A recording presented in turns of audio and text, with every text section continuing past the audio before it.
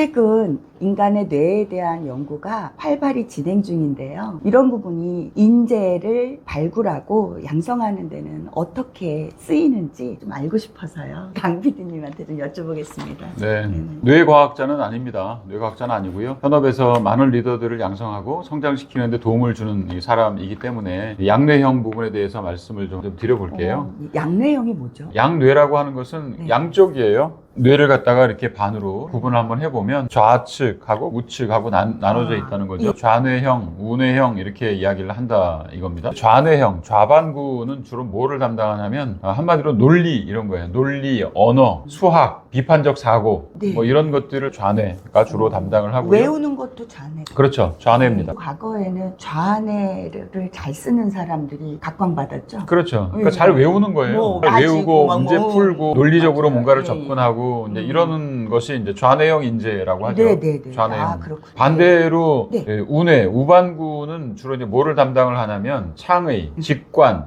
미래, 주관 이런 사고력하고 관련이 되어 있는 거예요. 초등학생들이 미술 활동할 때 뭔가를 만들어낸다거나 아이디어를 내서 그린다거나 또는 음악적인 재능이 있는 아이들이 있죠. 이런 친구들이 소위 이제 우뇌형 재능을 가진 거라고 보면 되는 거예요. 그러면 혹시 상대방의 마음이나 어떤 감정들을 파악하고 내 감정을 잘 인지해서 다른 사람들에게 이렇게 전달 잘하는 거는 네. 어디에 들어가요? 그게 양뇌죠. 전달까지 양뇌. 잘한다 그러면 오, 왜냐하면 그래요? 논리도 들어가야 되고 너무 앞서 나갔네. 설득도 들어가야 예, 되고 예, 예. 그다음에 상대방에 대한 어떤 감성도 생각을 해줘야 되고 그래서 이거를 종합 뇌가 발현되는 거예요. 그래서 네. 소위 양뇌형 리더, 네. 양뇌형 인재 이렇게 이야기를 합니다. 옛날에는 좌뇌형이 각광받았는데 중간에 몇 년 전까지만 해도 우뇌형으로 키워야 된다. 네. 막 그런 얘기들이 많이 네, 돌았는데 그게 창의적인 거, 감성적인 네, 거, 그런 예술적인 거 부분들 이런 좀 것들을 키우자. 의미하는 거예요. 아이들이 너무 좌뇌형으로만 키워지니까 네. 또 그리고 성장을 하기 때문에 그랬는데 최근에는 지금 말씀을 들어보니까 양뇌형이 이제는 앞으로의 네. 미래를 책임지고 끌가겠네요. 네. 예. 그러니까 초격차 인재상을 네, 말씀을 네, 드릴 네, 때 네. 한쪽 뇌만 굉장히 발달한 인재다?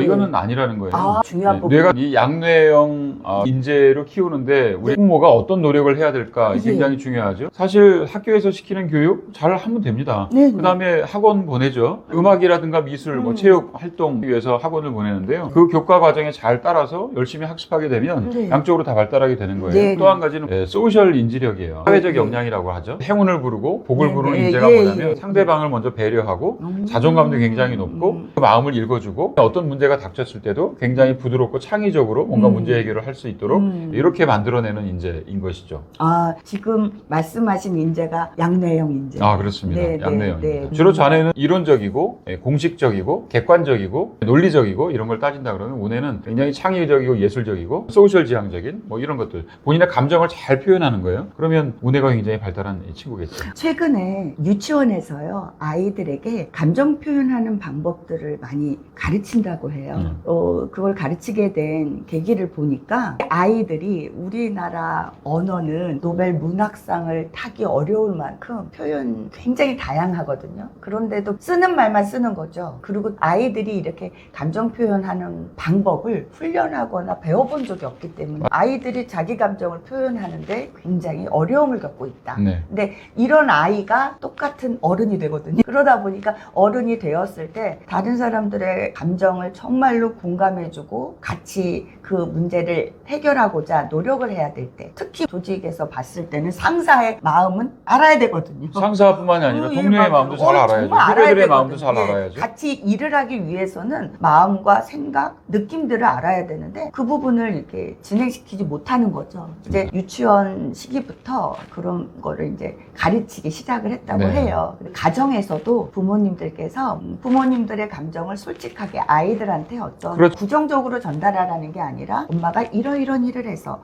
아빠가 오늘은 이러이런 일이 있어서 좀 이렇게 느낌이 그러네, 마음이 좀 좋았어, 아니면 마음이 좀 무거웠어, 이런 표현들을 아이들한테 전달할 필요가 있고요. 네. 그리고 또 아이들의 감정을 자연스럽게 표현할 수 있는 상황을 만드는 것도 큰 도움이 됩니다. 네. 그리고 또 배우는 거에 보면은 이렇게 좀 치중되어 있지 않나, 뭔가를 암기만 하고 있지 않는가, 또 아니면은 수영이나 태권도나 운동이나 좀 다각적으로 배우면서 몸을 쓰는 거 아니면 머리 머리를 쓰는 거, 그리고 누구와 같이 협동할 때 어떤 지식과 기술과 절차들이 필요한지를 아이들이 자연스럽게 터득할 수 있도록 지원해 주시면 좋겠습니다. 네. 그래서 제도권 교육이나 아니면 뭐 학원이나 이런 데서 가르쳐 주는 것도 물론 그렇게 성장시키고 발달시킬 수 있어요. 네, 없다는 네. 게 아닙니다. 그런데 중요한 거는 뭐냐면 가정에서 부모님들이 좀 더 신경 써줘야 되는 게 뭐냐? 질문이에요. 아, 맞아요.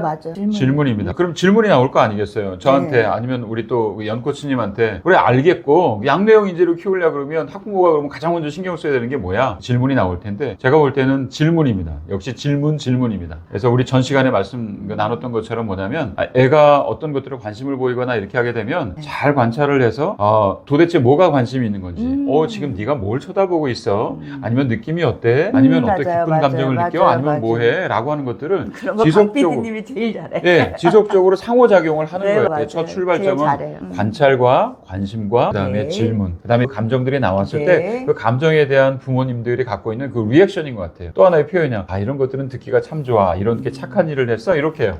말해줘서 고마워. 네, 말해줘서 고마워. 이거는 영코치님이 너무 잘한다. 실질적으로 우리 생활 가운데에서도 아이 문제가 아니라 저희 부부가 살짝 노출이 되는데 이런 걸 잘해주거든요. 네. 그런데 한 가지는 아이가 질문했을 때 부모님들이 대답 못해도 됩니다. 그냥 솔직하게 엄마가 그 부분은 생각을 안 해봤는데 아빠가 그것까지는 미처 몰랐네. 아빠가 좀 생각해보고 말해줄게. 네. 이런 게 훨씬 더 진지하고 좋아요. 근데 부모님들은 배우고 거나 안 배우고 거나 뭔가를 뭐라고 답을 주려고 그러냐면 그래. 애들이 질문하거나 물으려고 맞아. 그러면 그런 걸 왜 그러니까 네. 너는 그런데 신경 쓸 필요 없어. 신경 쓸 필요 없어. 이러거든요. 그러다 보면 아이는 어디에 신경 써야 되는데? 공부에 거기에. 신경 써요. 못 살아. 공부에. 네, 여기까지. 그러니까 이렇게 끝내는 겁니까? 네, 그냥 뚝.